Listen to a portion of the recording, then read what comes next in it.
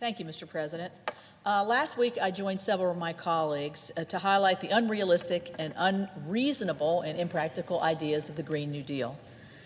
The staggering cost, which is more than the federal government has spent in our history, the misguided assumptions about what it would take to decarbonize the U.S. economy on such an aggressive timeline, and the sorts of social programs that fundamentally change the United States, and I would add, in not a good way, in my opinion. But the worst part, and that has been talked about, is a point I made last week. And this resolution, this Green Deal resolution, dismisses or ignores the realistic and pragmatic environmental solutions that this Congress and past Congresses are already working on. I serve on the Environment and Public Works Committee with Chairman Barrasso, who just spoke, my chairman on that committee, and we have been working together on many different areas to get the same sort of ends. The supporters of the Green New Deal actually claim Congress has done nothing. And unfortunately, some in the media and some others seem to be reiterating that same message. As in so many policy arenas, the latest shiny object distracts from the great bipartisan work that is being done in these halls, work that sometimes just gets unnoticed. And that's exactly what's happening here.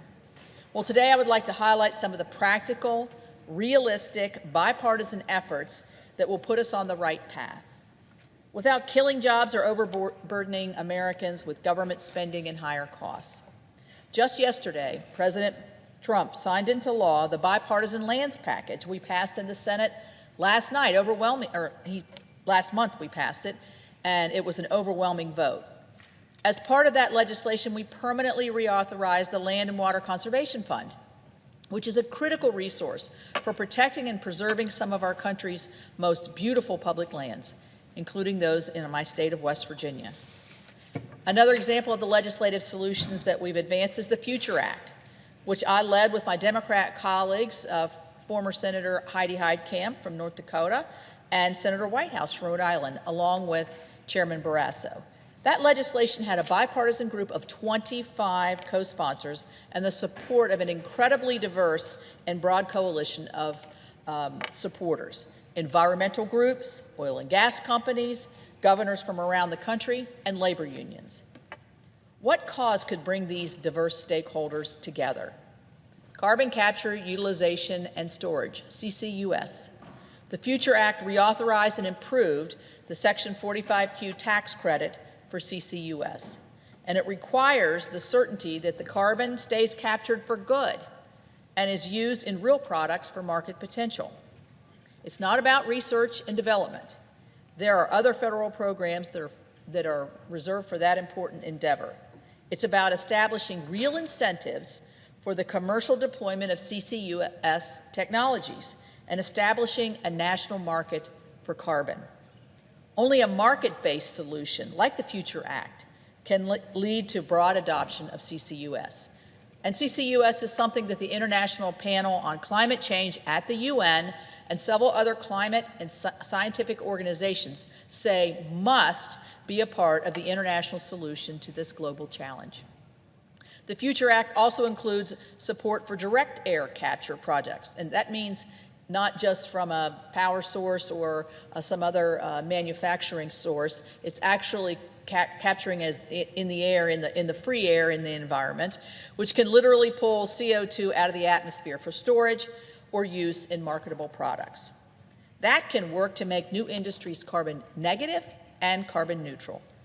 The U.S. can be a leader in this space because the environment is a global concern, and we can't control other countries' industrial and environmental policies, nor do we want them controlling ours. With CCUS and direct air capture, not only can we cut our emissions while maintaining high-paying coal, gas, oil, and manufacturing jobs, but we can also capture emissions emitted abroad and use them in value-added products. The Future Act was passed as part of the Bipartisan Budget Act last Congress, and we are already seeing new projects being proposed to benefit from this policy. Even more will be coming forward as we build on this success. And that's where the Use It Act comes in. We introduced that legislation with the same group of co-sponsors, with EPW ranking member Carper stepping in for Senator Heitkamp. And we have a similar coalition of supporters across industry, environmental groups, state governments, and labor. The Use It Act will direct an interagency council to review the guidelines and create a playbook for permitting CCUS projects and associated carbon dioxide pipelines.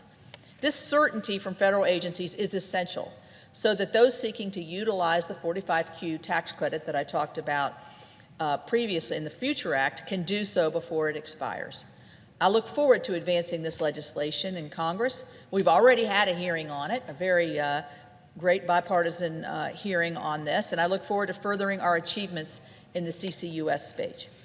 The Future Act also includes seed money for breakthrough innovations in carbon capture. This expands on the good work that is already being done in the CCUS research and development, primarily through the funding of the Fossil Energy Research and Development Office. Congress has invested more than $4 billion in CCUS through that program alone, in addition to several other programs to make more efficient and environmentally sound use of our fossil resources.